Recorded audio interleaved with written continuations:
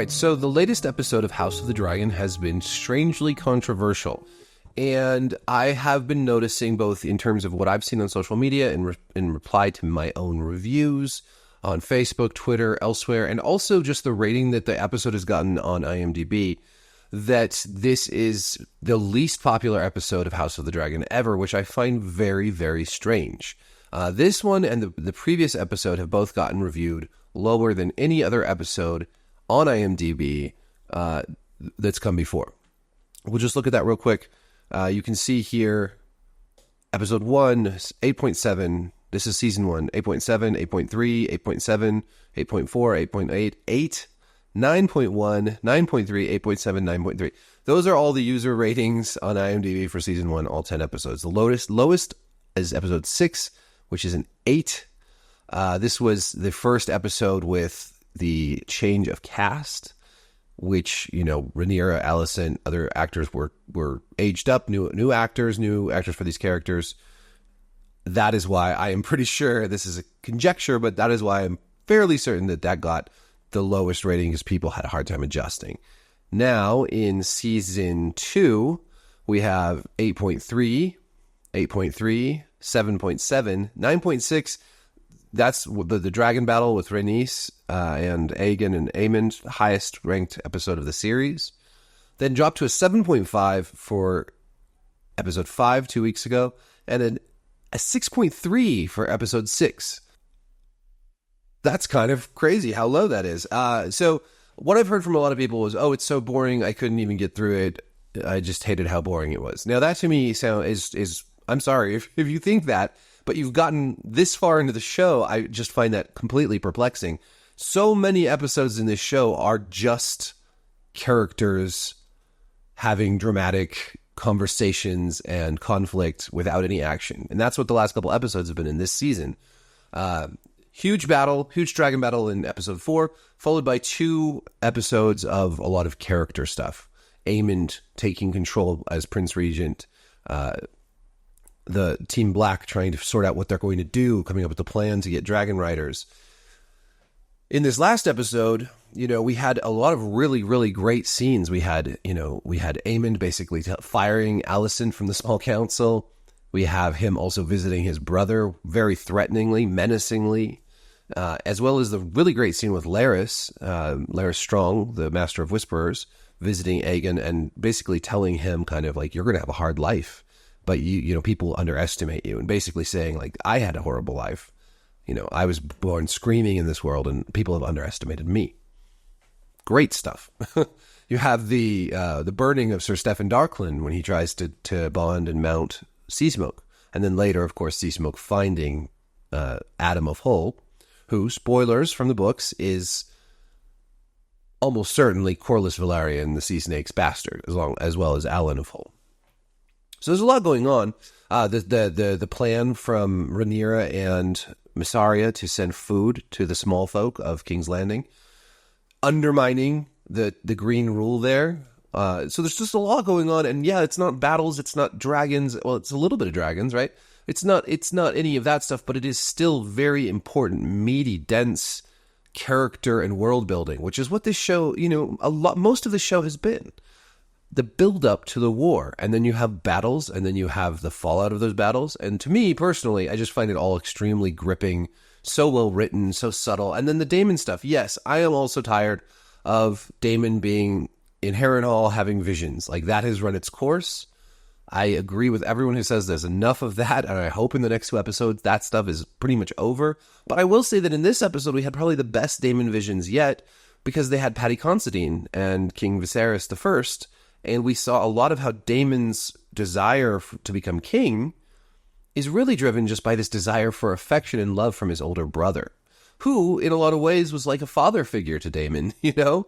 And that I thought was just really, really, really well done. And Matt Smith is just killing it in all of this, as much as this may have run its course. Plus it had the great Sir Simon Strong, the Castellan of Harrenhal. His when Daemon comes out, like, threatening him with a knife and acting all crazy, he says, "Perhaps your lordship needs more sleep." And then when he's holding a knife to his neck, he shushes him like a baby.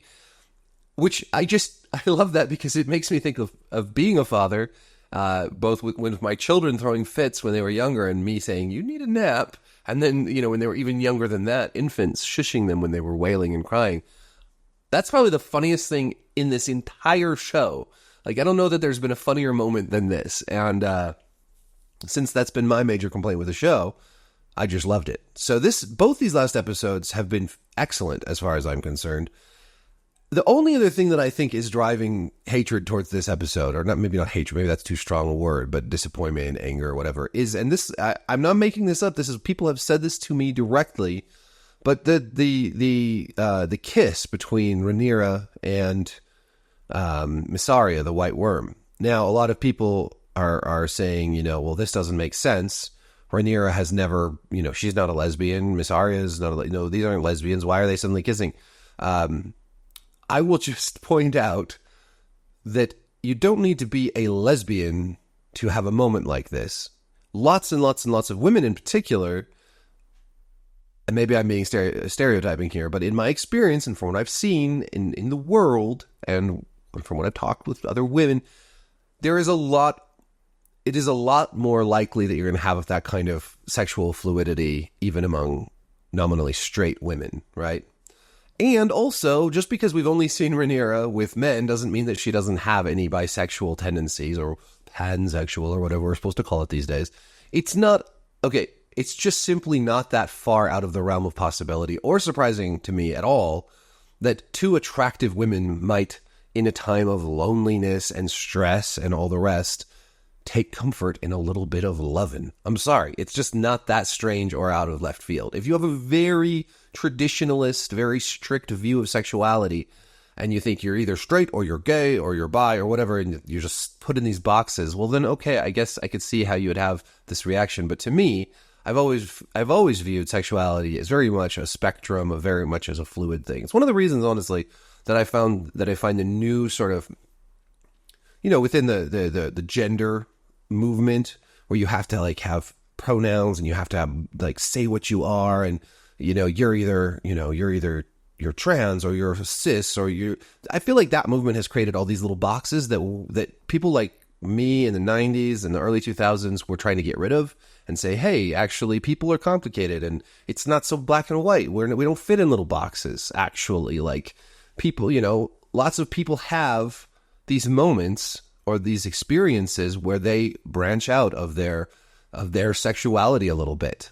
That's why we have terms like heteroflexible and bi-curious and whatever else you want. It's not so simple. So Rhaenyra and Mysaria, both very, very beautiful women who have both had a relationship with Daemon and who are both not with anybody right now, but are and Rhaenyra in particular has been dealing with a bunch of very obnoxious old men who are trying to tell her what to do. She may be just sick of men at this point. I would not blame her.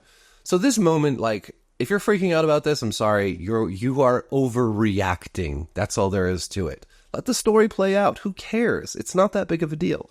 And it's certainly not something that I would say drags this episode down in any meaningful way. I think it's kind of interesting, actually, and I'm curious to see where it goes, especially if it goes back to Daemon and what his reaction is, since these are both his lovers, past lovers, and whatnot. So overall, I think it's a great episode. I think that you should watch it again, maybe.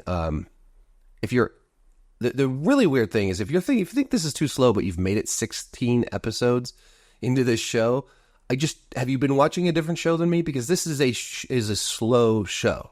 It is always slow. Even its episodes that have big battles are generally fairly slow until those violent moments, until those moments of intense conflict emerge within that slow episode. So if you don't like slow, you're probably watching the wrong show in the first place. And slow isn't bad. This is the thing that drives me crazy. People always say this about Andor, about Severance, about House of the Dragon, some of the best shows on TV. Oh, it's too slow. Well, why is slow bad? What's your hurry, man?